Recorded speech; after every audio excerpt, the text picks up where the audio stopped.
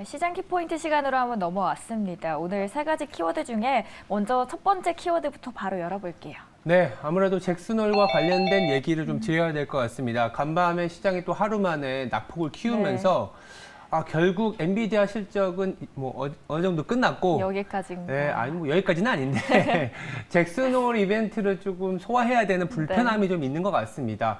잭슨홀에서 이제 시장 참가자들은 당연히 이 연준 파월 의장의 어떤 연설, 내지는 그 내용을 좀 집중해서 볼 텐데 시장에서 더 주목하고 있는 부분은 하이퍼 롱거, 금리를 얼마나 더 유지시킬지에 대한 얘기지 않습니까? 근데 그 기준점이 되는 게 바로 이 중립금리입니다. 중립금리가 뭐냐라고 간단하게 말씀드리면 현재 수준의 성장률을 해치지도 그렇다고 조금 더 업사이드로 올리지도 않는 딱 적정량의 금리라고 볼 수 있는 거예요. 그렇다면 어떻게 생각하면 되냐면 단순하게 생각하면 지금 경제 성장률이 3%다. 그러면 기준금리도 3%? 그러니까 실질로 봤을 때. 그렇다면 이렇게 볼 수 있는 거예요. 중립금리가 조금 높은 수준으로 유지될 가능성이 높다고 하면 어떻게 될까요? 금리를 더 높여야 되겠죠. 예. 아니면 중립금리가 앞으로 조금은 안정되거나 내려갈 거다라는 생각을 갖고 있으면 지금보다는 금리를 내릴 수 있겠구나. 이런 시각을 가져갈 수 있는데 왜 이게 중요하냐면 중립금리에 대해서도 각 연준 의사들, 연준 의원들 간에 논쟁이 있어요. 리치몬드 같은 경우에는 굉장히 높은 수준이다.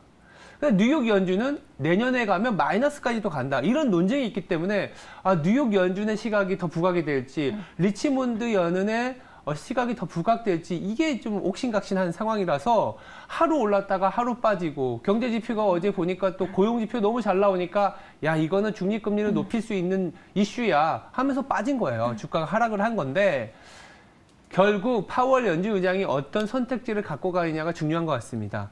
근데 시장에서 예상하는 거는 이도 저도 아닐 것이다. 뭐냐면 wait and see라서 관망세. 또 지켜봐야 된다. 좀 지켜볼 것이다. 인내를 할 것이다. 아직 뭐 굉장히 강한 중립금리를 얘기하지도 않을 것 같고 그렇다고 또 중립금리가 내려갈 것 같지도 않은 애매한 스탠스를 취하지 않겠냐라는 거고 왜 그렇게 얘기하냐면 이 파월 연준 의장이 시장을 기준금리를 올렸음에도 불구하고 과거에 경기 침체가 없었던 구간을 얘기를 한 적이 있었어요. 바로 그 구간이 언제냐면 옐런 그린스펀 전 연준 의장이 금리를 결정하던 시기였는데 그때 그린스펀의 마법이라고 했었던 부분이 뭐냐. 금리를 올리고 조금 지켜보는 그리고 지켜보다가 약간 경제 성장이 둔화되잖아. 그러면 금리를 조금 내려보고 다시 올리고 이런 90년대의 사이클이었는데 그걸 인용한 걸 보면 아마 이 주말 내내 이 잭슨홀과 관련된 얘기들 정말 많이 쏟아질 겁니다.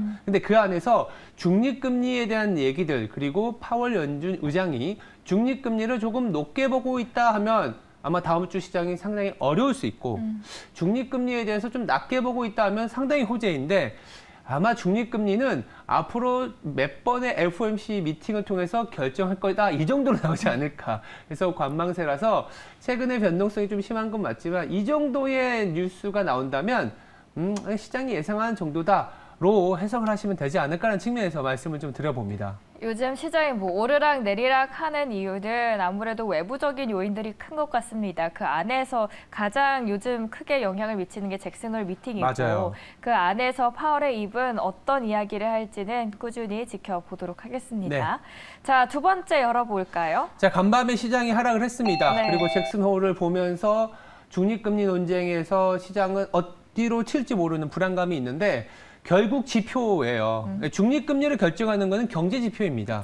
성장률이 잘 나온다 그러면 중립금리가 올라가는 거고요. 성장률에 대한 기대치가 떨어진다라는 거는 이제 중립금리가 내려가는 이슈인데 간밤에 중립금리를 더 자극할 수 있는 내용이 뭐였냐면 신규 실업 청구 건수라 그래서 매주마다 나오는 고용 지표인데 이게 너무 또 잘 나와 버렸어요. 그래서 결국 또 중립금리를 높일 거고 그로 인해서 기준금리가 높아지는 추가 긴축에 대한 리스크, 하이퍼롱거, 즉 내년 1분기가 아니라 2분기까지도 더 유지하는 거 아니냐라는 불안감 때문에 주가가 하락을 했는데 오늘 저녁에 미국에서는 더 중요한 지표가 나옵니다. 바로 기대 인플레이션이라고 하는 이 투자자와 이 사람들의 심리가 앞으로 물가를 어떻게 보는지 연준에서도 상당히 주목하고 있는 데이터입니다. 미시간 기대 인플레이션 지표라고 해서 1년 후 그리고 5년 후 뭐 단기 중기라고 하는데 최근에 가파르게 하락하고 있어요. 1년물 같은 경우엔 3%까지 내려왔고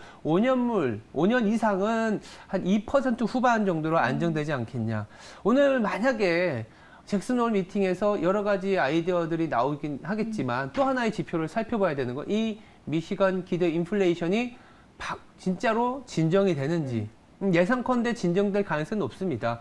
코어 CPI를 이루고 있는 주택 가격과 더불어서 그 안에 있는 그 ISM 서비스업의 물가 선행 지표가 있는데 그게 올해 말 내년 초까지도 내려가는 걸로 나오고 있어요. 그래서 기대 인플레이션이 좀 진정되지 않겠냐라는 생각을 갖고 있어요. 그렇다면 어제 오늘 그리고 어쩌면 또 주말 동안에 많은 내용들이 나오겠지만 조금은 이제 단기적으로 바닥을 잡는 과정에서의 하루 오르고 하루 내리는 이런 과정이 발생을 하거든요.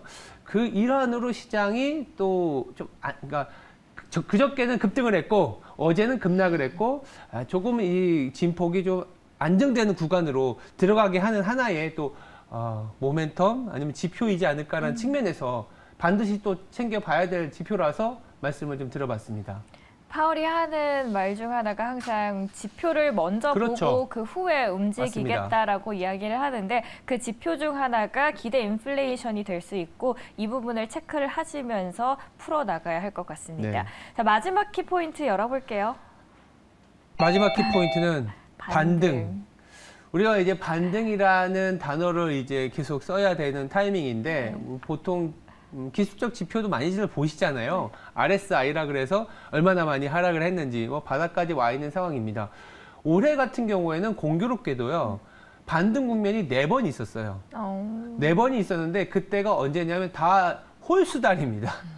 1월, 3월, 5월, 7월 차트를 한번 코스피 열어서 언제가 반등의 시작점이었지 보면 홀수달에 이렇게 시작이 됐더라고요. 공교롭게도. 그리고 만약 이제 반등이 시작된다면 또 9월이라는 홀수달이 시작이 돼서 뭐 논리는 아니지만 왜 그렇게 됐는지 생각을 해보면 1, 3, 5, 7, 9 그때마다 실적 시즌에 전에 이제 시작이 되는 그런 부분도 있고 공교롭게도 이 짝수달에는 일정 부분 조정을 받다 보니까 지금 우리나라 그리고 글로벌 증시가 어떤 상황인가요? 작년부터 올해까지 경기가 하방 압력이 놓여 있었고 경기 침체인지에 대한 불안감이 있다가 경기 침체가 아니니까 한 번씩 그 계단식으로 체크하면서 올라가는 장이에요. 이번 분기는 얼마나 나오고 있지? 이렇게.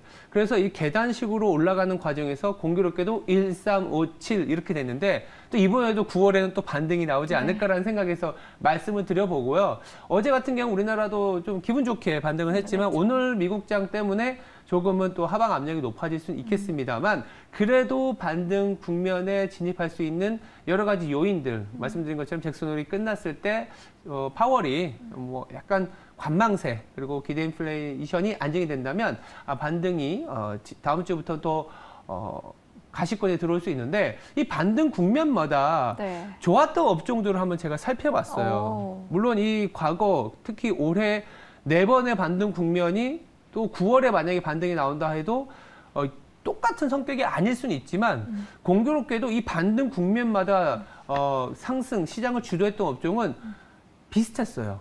뭐였을까요? 철강, 에너지, 조선, 반도체.